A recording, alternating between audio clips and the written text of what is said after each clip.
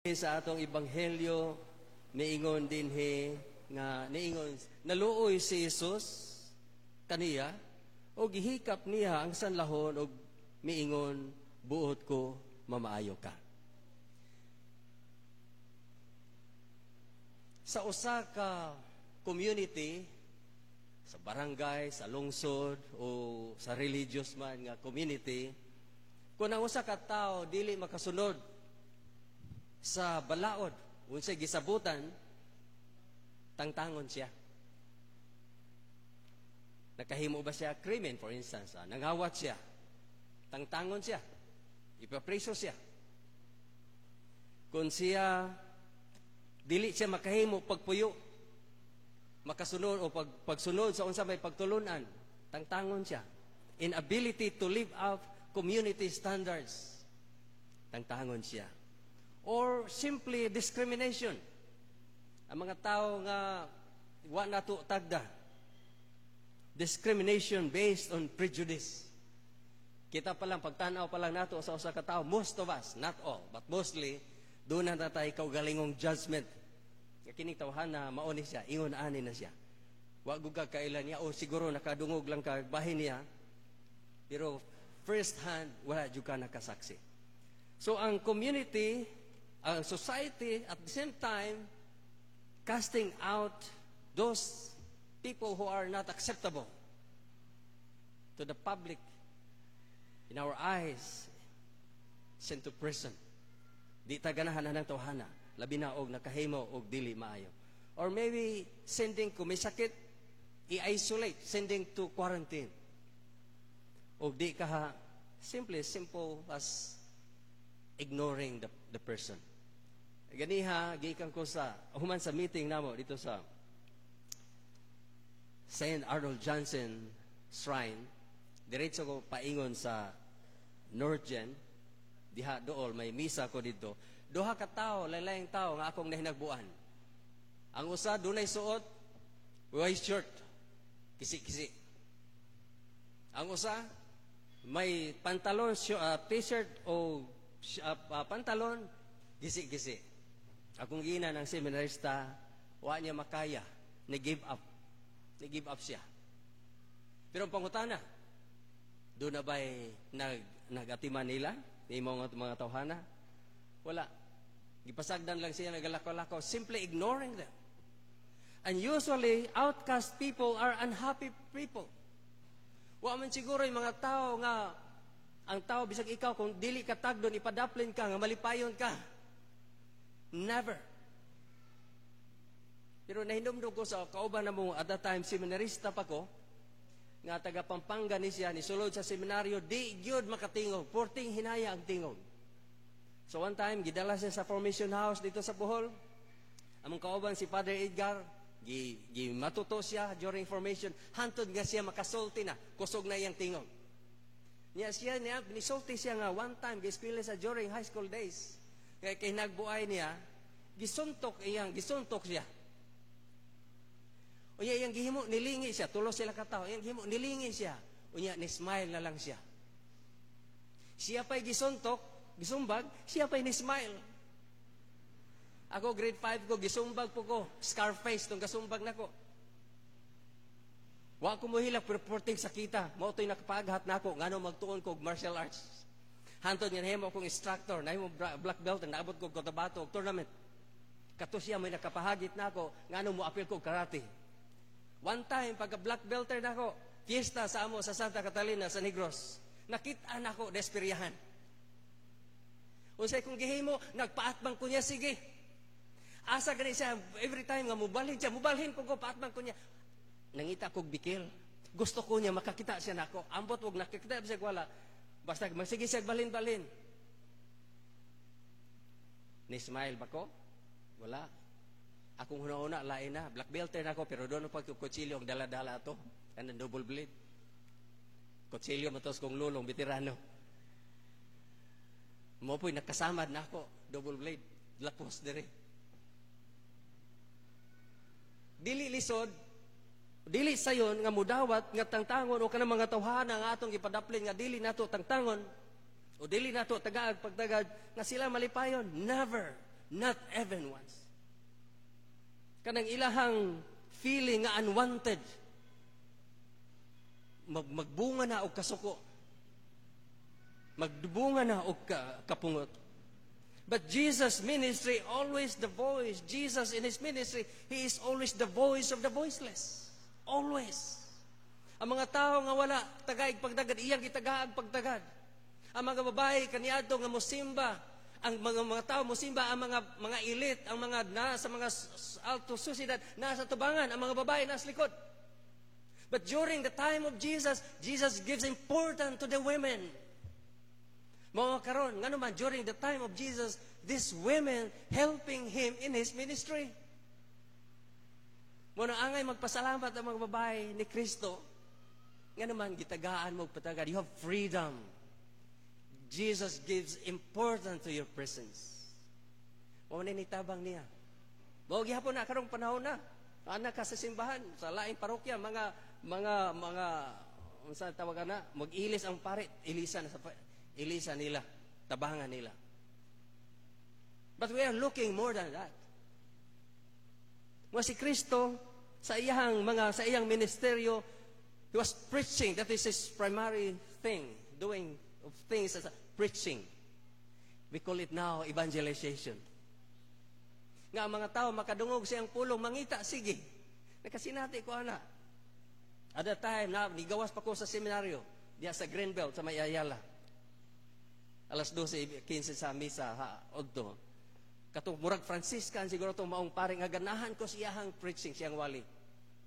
Musimba ko, adto ko dito, mangita ko, hoping nga makakita ko niya usog. Pero wala na, maortong kausa. Pero ganahan ko siyang preaching, na-inspire ko siyang preaching. Exorcism. Ang mga tao nga naulipon sa daotang espiritu, gitagaan ni Jesus og kagawasan. Gikan sa pagkaulipon sa mga daotang espiritu. Healing. Daghan siya mga milagro nga gihimo, and even feeding. Last Sunday's gospel, kung atong balikan ang miaging Domingo nga ebanghelyo sa gihimo ni Jesus. Sa ugangan ni Pedro nga gihilantan ra ganito. Iyang giduol. I was talking about it the same time.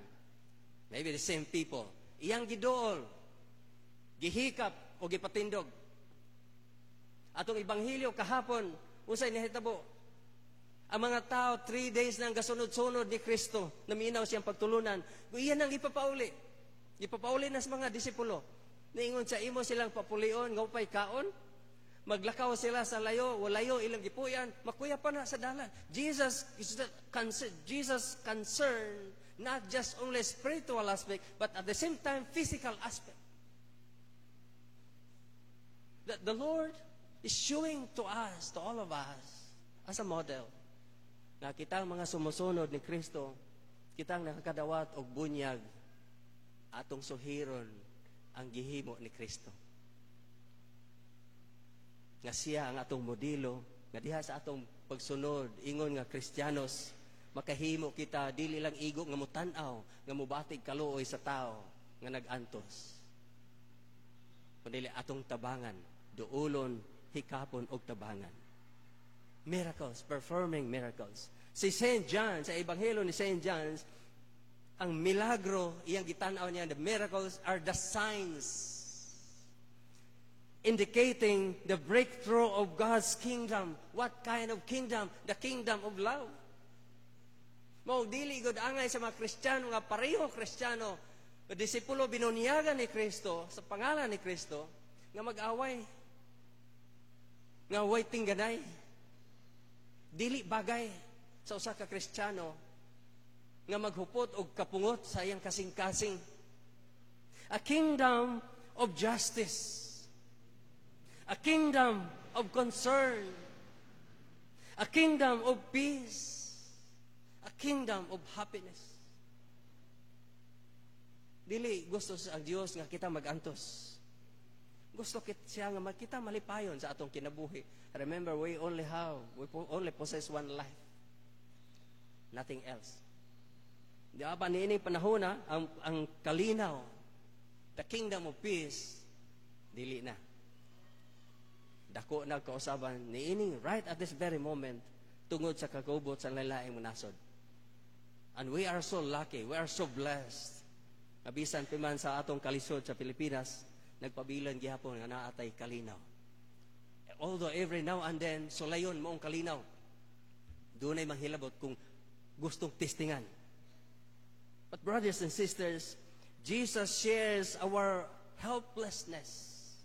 Jesus shares the condition of the miserable human condition and redeem us from evil, all types of evil. Mo diha sa leprosy, the leprosy is an indication of physical defect. But Jesus at the same time teaching us a spiritual sickness, to be concerned of spiritual sickness due to sin. Daghan sa atong mga kasalanan kanato nahimo atang spiritually defected. We have different conditions. Maybe you can choose one of these. Number one, physically healthy but spiritually sick. Mga mga tao nga maayo kay glawas, himsog kayo, pero ang pangutana, musimba ba na? Ang pangutana, nangumpisal ba na? When was the last confession of that person? Physically healthy but spiritually sick. Ikadwa, physically sick but spiritually healthy. Daghan na to. Daghan lang kung sama sa kong umiyaging Domingo. Daghan tag maintenance. It means you are physically sick but spiritually healthy. Nga naman, maningkamot man yugang musimba. Makaningkamot man yugang makadol kang kumpisal. Maningkamot ka nga mutabang sa laing tao. Number 3, both physically and spiritually sick. Masakiton sa lawas o kalag. Looy ang maong tao kung siya masakiton sa lawas o kalag. Or, both physically and spiritually healthy. Asa man taana. Ikaw rin nasayod. Dili ko makasulti on your behalf. But God knows what is in your mind. Your way of life. Nasayod ang Diyos ni Ana sa atong makahuyang. Pero dili nato pwedeng danganan o takpan nato ang atong kahuyang, mga kasaypanan nato. Tuot kinasayod man Diyos ni Ana. Not even us priests. We have at the same time our ups and downs in lives. Dili perfecto. But we have, as a Christian, we have to do our duty. As a Christian, to bring people to God.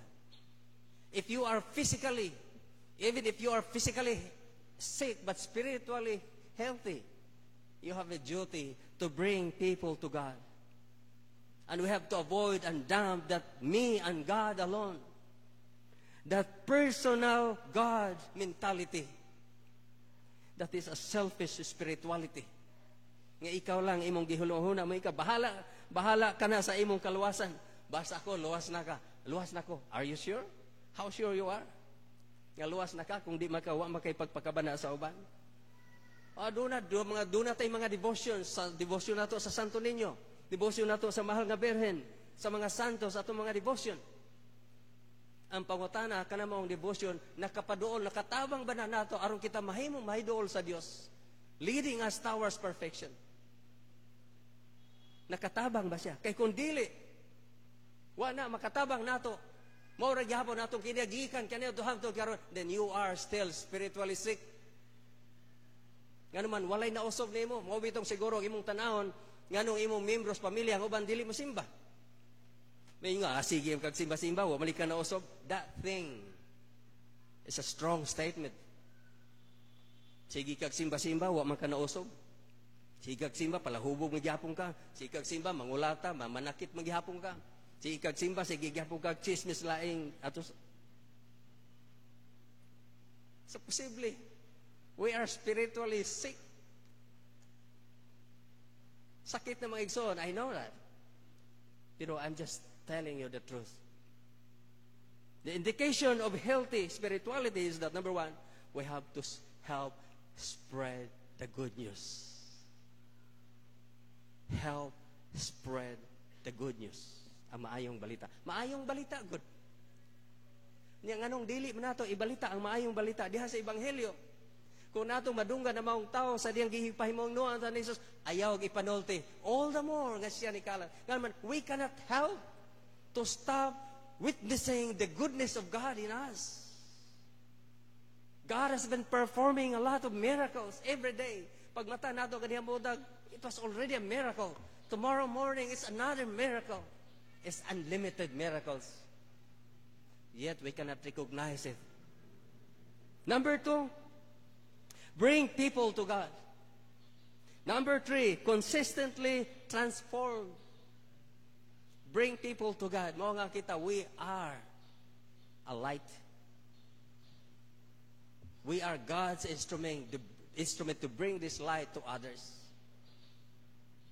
Manang uban nato, we can see Jesus in their face. Pero ang uban, dili. Kinsa may makita sa atong naong. Siguro ang uban, ugwagan ay kwarta. Mailhan na guway kwarta, kaya di madrawing ang naong. Pero doon ay kwarta, malipayon. Consistently transform.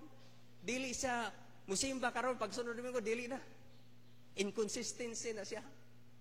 Inconsistent. We have to be consistently transformed and willingness to die for the sake of our faith. Brothers and sisters, healing, as I've said like Sunday, healing means giving new hope. Healing means authentic conversion. Healing means renewal of our heart and mind. Gibago ka na ni Kristo. Ang daang kinabuhi, patay na. Ang daang pagkatao, natapos na. Wala na matapos sa dihang iniglubong sa tao o namatay diha dungan sa pagkamatay sa tao. Kundili, when we renew our mind and heart, we are living the old life. We have to say never again. Ayaw nagbaliki. Kung sa may imong kasinatian ka sa kaniadto nga dili mayo, ayaw nagbaliki to. Leave it behind. Our objective spiritually is to walk towards perfection. Just like Jesus said, be perfect because your Father in heaven is perfect. And to walk hand in hand with others. And third, to walk always in the grace and wisdom of God. Without God's grace, we have nothing. We know nothing. We are nothing. Si St. Paul, naingon si St. Paul, chapter 8, verse 28, he says, and we know that in all things God works for the good of those who love Him and have been called according to His purpose. And the second reading says, whatever you do, whether you eat or drink, do it for the glory of God. Amen.